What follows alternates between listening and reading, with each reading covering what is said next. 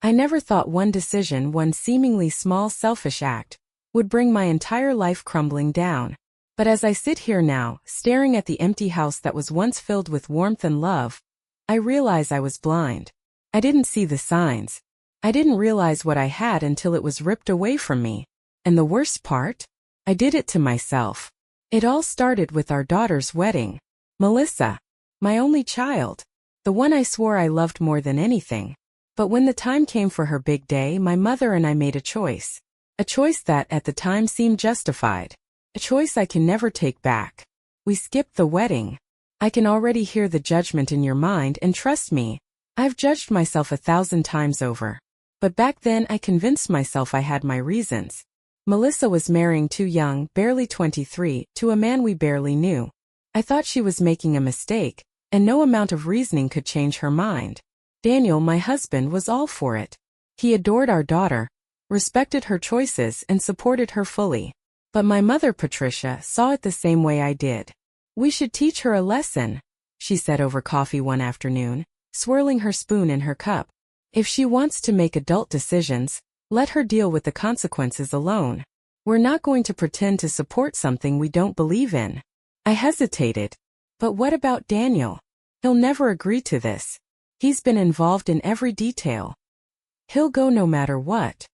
"He'll get over it," she scoffed. "He always does." That part was true. Daniel was a forgiving man. I had taken his patience for granted so many times, convinced that no matter how stubborn or selfish I could be, he would always let it slide. He never truly fought me on things. He just endured.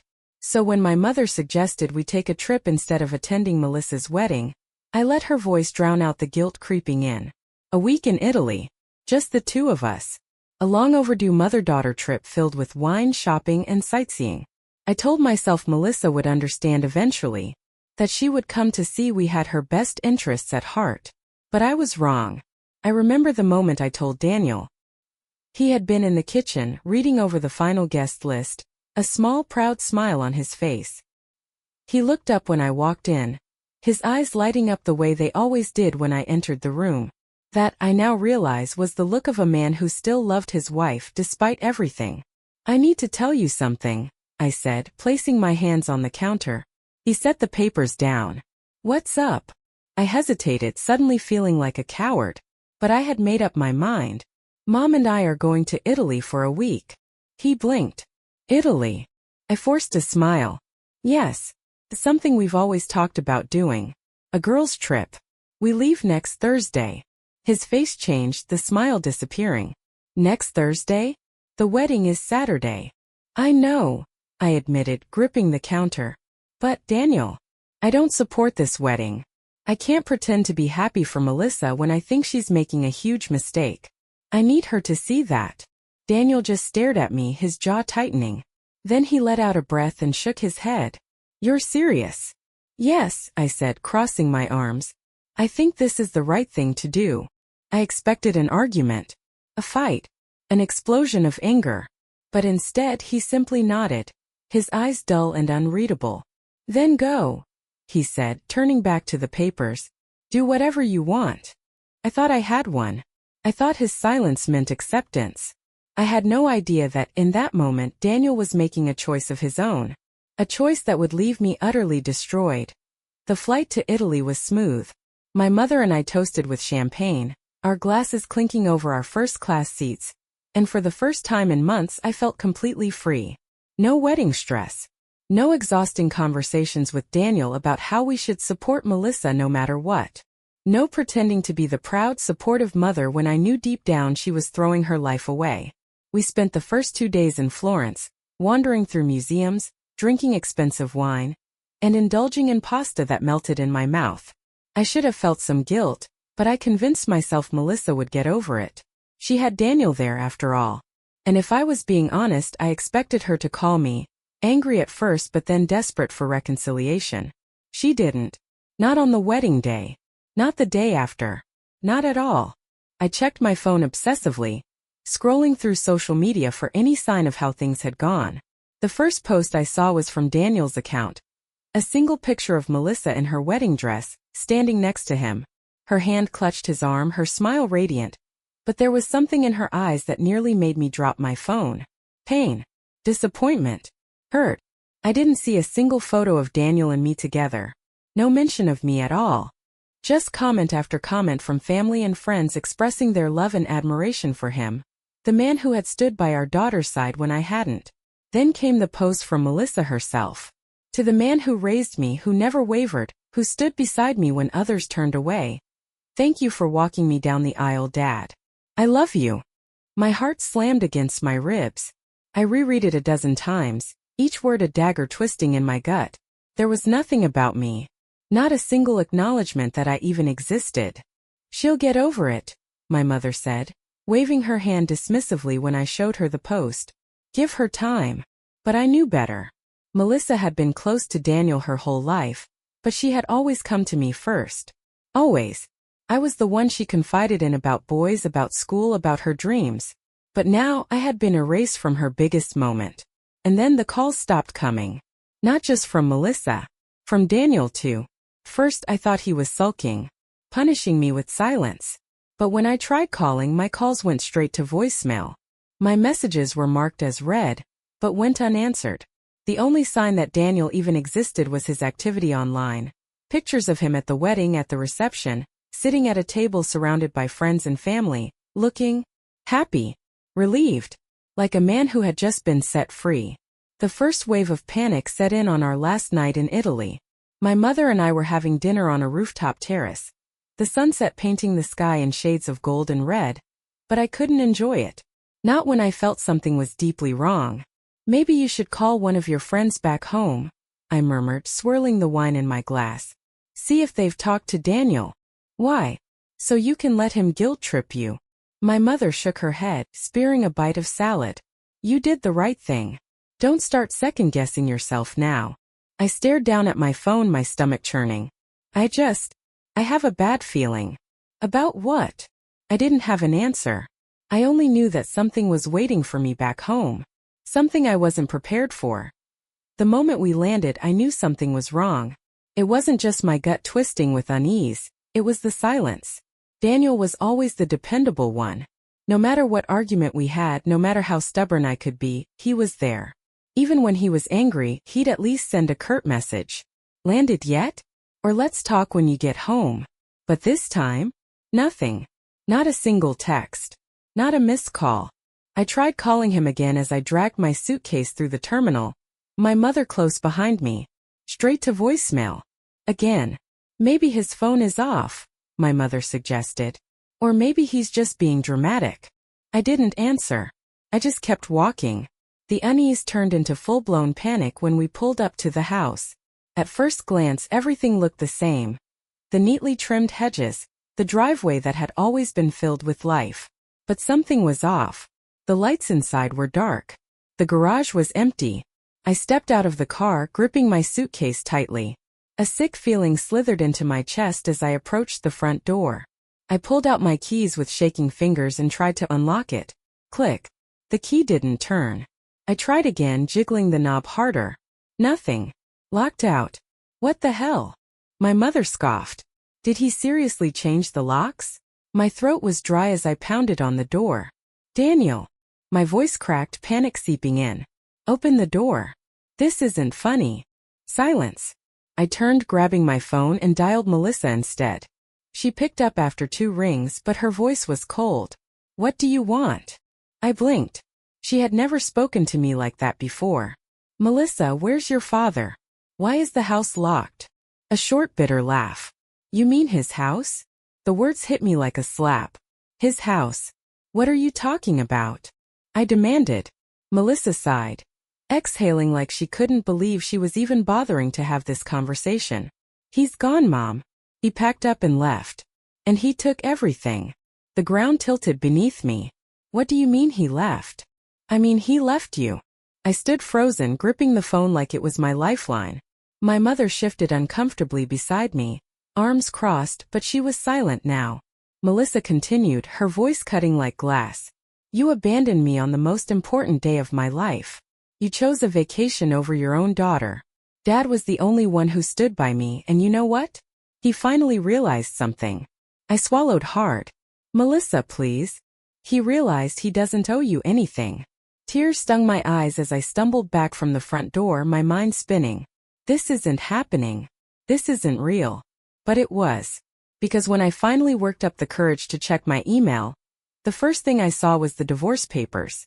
Filed. Signed. Final. And then I saw the bank account balance. 0. Daniel had wiped it clean. Everything, the house, the cars, the savings, the retirement funds, it was all gone.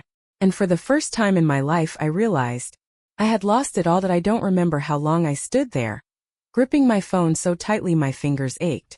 The world felt like it was closing in, the familiar walls of my life crumbling piece by piece. My mother's voice finally cut through the fog. This is ridiculous, she huffed. Melissa is just trying to scare you. And Daniel? He's throwing a tantrum. That's all this is. I turned to her, my voice shaking. He drained our accounts, Mom. The house is locked. He's gone. Her lips pressed into a thin line. So call a lawyer. Call the bank. He can't just take everything. But when I opened my banking app again, I saw the truth. Every account was in Daniel's name. For years he had handled our finances. I never questioned it. I had my own spending card and he never denied me anything, so I assumed it was ours. But now, staring at the empty balance, I understood. It had always been his. Panic clawed at my throat. I tried calling Daniel again. Straight to voicemail. I texted him. No response. I had no choice but to call Melissa again. She answered, sounding just as cold as before. What now? I swallowed hard. Melissa, please. Just tell me where your father is. A dry laugh. Why? So you can cry to him? Mom, you made your choice. And guess what? So did he. Tears welled in my eyes. You don't understand. No, you don't understand, she snapped, her voice shaking with anger. You left me. You abandoned me on my wedding day like I didn't matter. You don't get to come back now, all desperate, because suddenly your life is falling apart. I couldn't breathe. Melissa, I am still your mother. You were my mother, she corrected. And now you're just a woman I used to know. The line went dead. I stood there staring at my phone, the silence around me deafening. My mother, still oblivious, crossed her arms. She'll calm down. Just give her time. But I knew better. This wasn't something time could fix. I had lost Daniel. I had lost my daughter. And I had nowhere to go. I stayed at my mother's house, trying to convince myself that Daniel would come back to his senses. But every call went unanswered. Every text ignored. Then, one morning, I got an email from our lawyer. The divorce was finalized. Daniel had moved fast, wasting no time cutting me out completely. He had filed the paperwork before I even left for Italy, already planning his exit. He had known. He had known the moment I told him I was skipping the wedding that this was the final straw. And while I was drinking wine in Florence, he was making sure I had nothing to come back to. I was officially alone. And the worst part? Melissa had blocked me on everything. No calls. No texts. No way to reach her. She was done with me. And for the first time, true gut-wrenching regret settled in. I had ruined everything. I had thought I was teaching Melissa a lesson. But in the end, the only person who learned one was me. Days passed. Then weeks. And nothing changed. No word from Daniel. No word from Melissa. No explanation. No second chances. Just silence. First, I thought it was temporary. That Daniel would come home and Melissa would call me. Yelling, crying, something. Anything. But as time stretched on, the truth became undeniable. I had been erased. The house that wasn't mine anymore. I drove past his house one morning thinking maybe, just maybe, I'd catch Daniel outside. That maybe I could talk to him, make him listen, get an inch of my life back. But when I pulled up to the curb, I nearly choked on my own breath. Someone else was inside. Through the large bay window, I saw a young woman setting a vase of fresh flowers on the dining table. A new dining table. My furniture was gone. The walls were a different color. My home, my entire life had been replaced. I couldn't move. Couldn't think. I grabbed my phone with shaking hands and dialed Daniel's number. Voicemail. Then I called Melissa. Blocked. A deep chill spread through me. It was real. I wasn't just locked out. I was gone. I had lost my home. My family. My place in their lives. And now, a stranger was drinking coffee where I used to sit, making plans in a house I had once ruled. The wedding photos that said it all. That night, I did something I had been avoiding. I went online. I had stayed off social media since returning from Italy, afraid of what I'd see. But my curiosity got the best of me. I typed Melissa's name into the search bar. And there it was. Her wedding album. The photos were beautiful. The venue, the dress, the guests. Every picture showed a woman glowing with happiness. But it wasn't the wedding itself that hit me the hardest. It was who was standing beside her. Daniel. My husband, my Daniel, beaming as he held our daughter's hand, walking her down the aisle, giving her away like he had been the only parent who mattered. Because he was. And there, in the background, were our friends. Our family.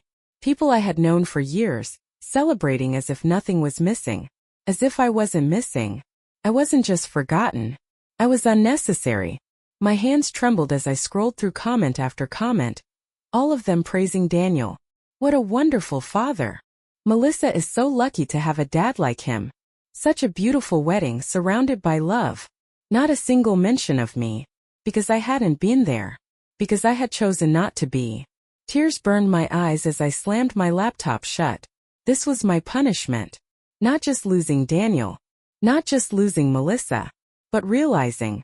No one missed me, that I wasn't handling it well. At first, I tried to convince myself that this was temporary. That Daniel was just proving a point, that Melissa was just angry, that eventually they'd cool down and things would return to normal. But days turned into weeks.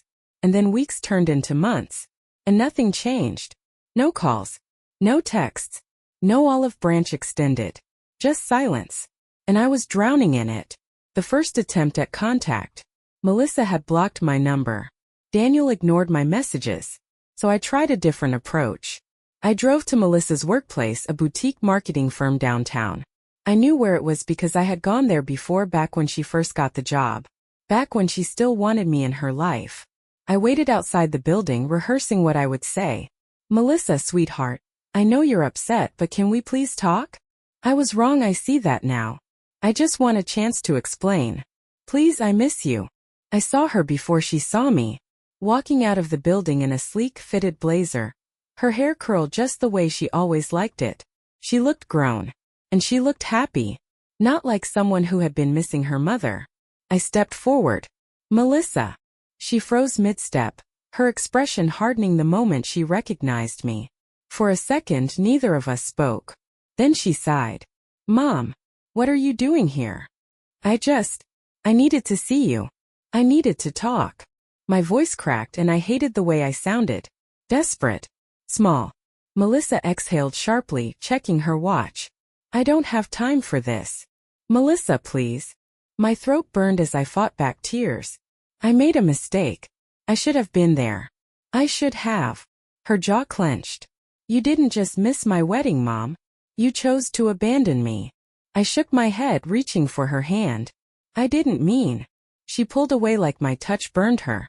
You and Grandma went on a vacation while I was waiting for my mother to show up for the biggest day of my life. Do you have any idea what that felt like? I opened my mouth, but nothing came out. Melissa's voice wavered with anger. Do you know what it was like to stand at the altar and realize my own mother didn't care enough to show up? To feel my stomach drop every time the door opened, hoping, praying it was you? But it never was. Tears streamed down my face. I thought I was doing the right thing. She let out a bitter laugh. The right thing? For who? Because it sure as hell wasn't for me. I had never seen her look at me like this before. Not with sadness. Not with hurt. But with disgust. And then she twisted the knife. Dad was right about you. I flinched. What did he say? That you don't deserve to be in my life anymore. My heart dropped to my stomach. Melissa, please. She shook her head. Don't call me again. Then she walked away. And this time she didn't even bother to look back. The reality I couldn't escape. I sat in my car for over an hour, staring blankly at the dashboard. Melissa was gone. I had officially lost my daughter. And Daniel? I was too much of a coward to even face him. But that didn't mean I wasn't going to try. Because if I had lost everything, then I had nothing left to lose. That I sat outside Daniel's office for nearly an hour before I finally worked up the nerve to go in. I had rehearsed my words 100 times over. I had imagined every possible way this conversation could go, but no matter how much I prepared, nothing could change the sickening weight pressing down on my chest. Because I knew the truth. Daniel didn't want to see me, but I had no choice. I had lost Melissa. I had lost our home. I had lost every shred of security I had ever known. And he was the only one who could undo it. The first time seeing him again. When I stepped inside, the receptionist barely spared me a glance. Do you have an appointment? I know. But I need to see Daniel Wilson. Her fingers clicked against the keyboard. He's busy. I swallowed hard. Please. Just tell him it's me. Tell him it's. I know who you are, she interrupted coolly, finally looking up. There was no sympathy in her gaze. He said you're not allowed in the building. My stomach dropped. What? She sighed like she was tired of this already. If you need to contact Mr. Wilson, you can do so through his lawyer. His lawyer? Please. My voice cracked. I just need 5 minutes. That's all. A deep, familiar voice spoke behind me. That won't be necessary. I turned too fast, nearly losing my balance in my desperation. And there he was. Daniel. Looking better than I had ever seen him. He wasn't just doing well, he was thriving. A tailored navy blue suit, crisp white dress shirt, a confidence in his posture that hadn't been there in years. He looked like a man who had been set free. I opened my mouth but no words came out. Daniel's face didn't betray a single emotion. His brown eyes, once so full of love for me, were now unreadable. Cold. I assume you're here because you finally understand what I've done, he said. I swallowed hard. Daniel, please. Just talk to me. He didn't answer right away. Instead, he looked me over like he was seeing me for the first time. And I hated what I saw in his expression. Not love. Not longing. Just indifference. That hurt more than anger ever could. The conversation I wasn't ready for. I made myself clear, Daniel finally said. You walked away from this family. You don't get to come back when it's convenient for you. I took a shaky breath. I thought I was doing what was best for Melissa. His expression darkened. You thought abandoning her on her wedding day was what was best? I winced. I didn't see it that way at the time. He let out a cold laugh. No, of course you didn't. Because you only ever see things your way. I felt the sting of his words deep in my chest, but I forced myself to stay strong. Daniel, I know you're angry. I'm not angry. His voice was eerily calm. I don't have anything left to feel for you. I flinched. You don't get to do this, I whispered. You don't get to erase me from your life like I never mattered. He stared at me long and hard. And then he said the words that shattered me completely. You erased yourself. I sucked in a breath, but he wasn't done. I begged you to be there for our daughter. I pleaded with you to reconsider. You didn't listen. You thought you could walk away and everything would stay the same. But now you've finally realized. He leaned in slightly, lowering his voice. You needed me a hell of a lot more than I ever needed you. Tears burned my eyes. Daniel, please. He pulled back, adjusting his cufflinks. I have a meeting to attend. Don't come here again. I reached for his arm, but he stepped away before I could touch him. And then just like that, he walked past me. Without a second glance. Without a hint of hesitation. Like I was a stranger. Like I never even existed. I stood there, frozen, as his receptionist looked back at me with an unreadable expression. Goodbye, Mrs. Wilson, she said softly.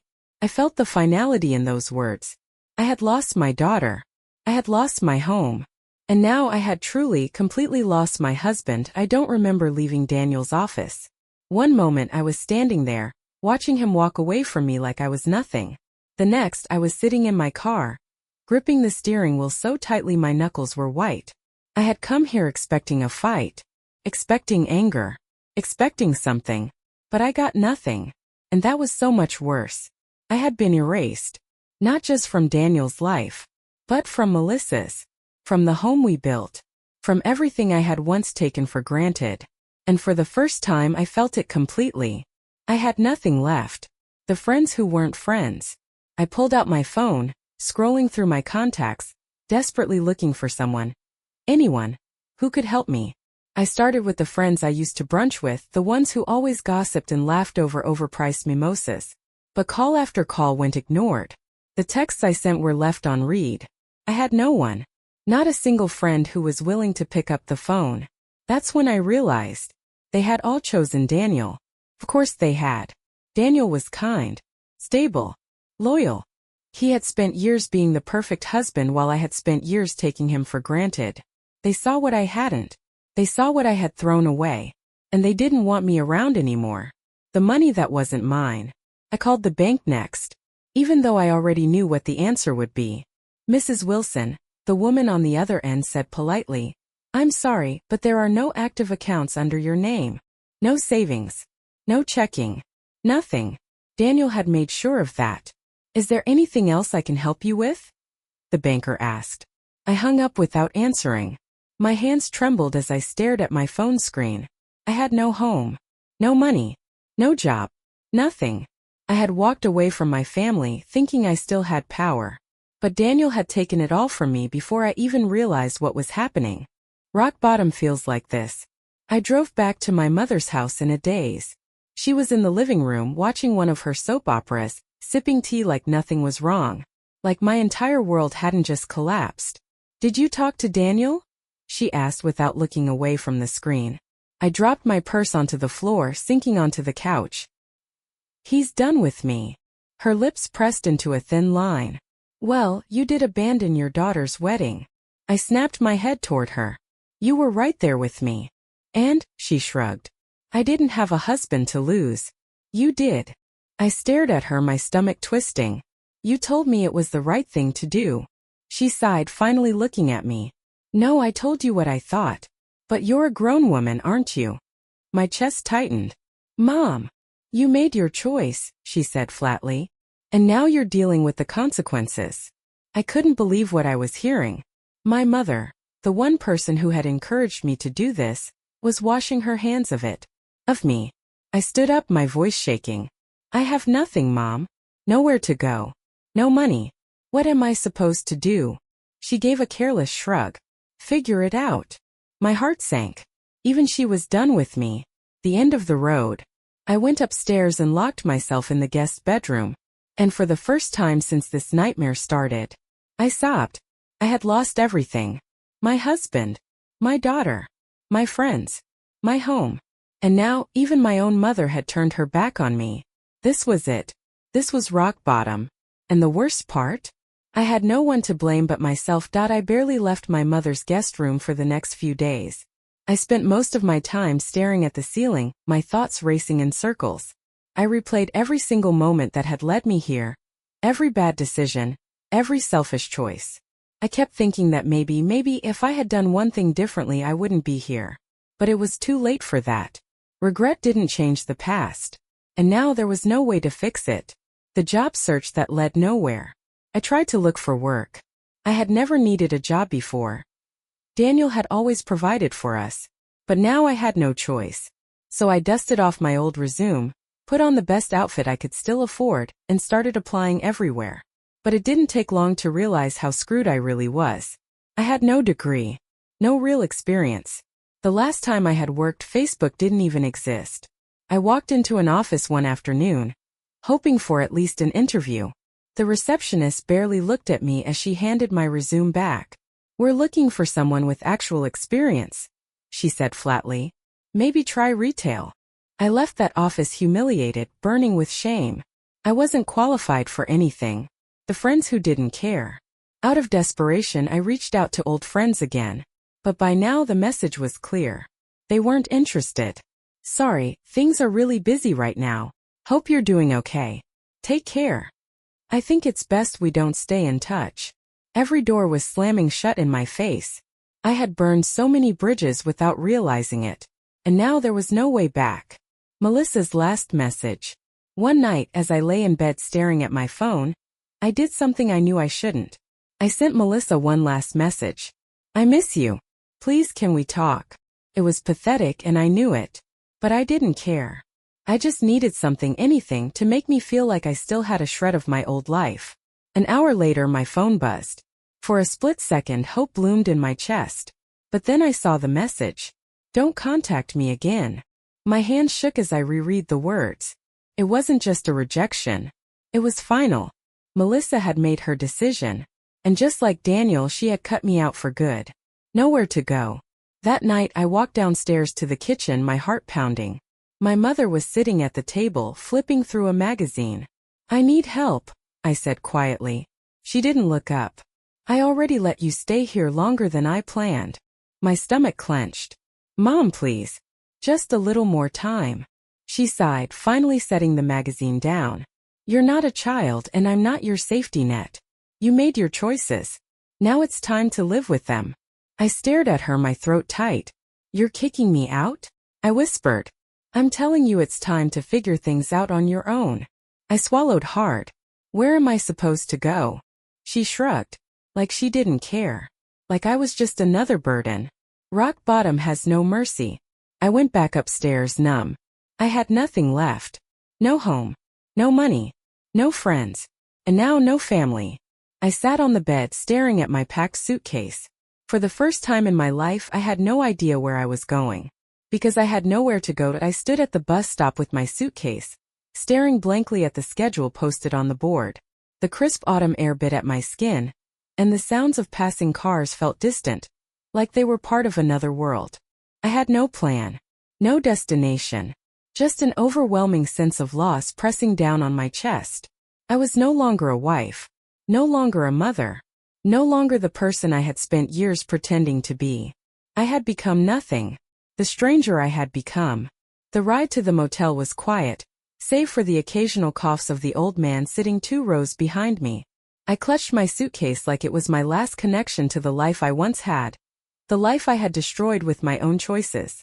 When I arrived at the rundown motel on the edge of town, the clerk barely looked at me as he slid the room key across the counter.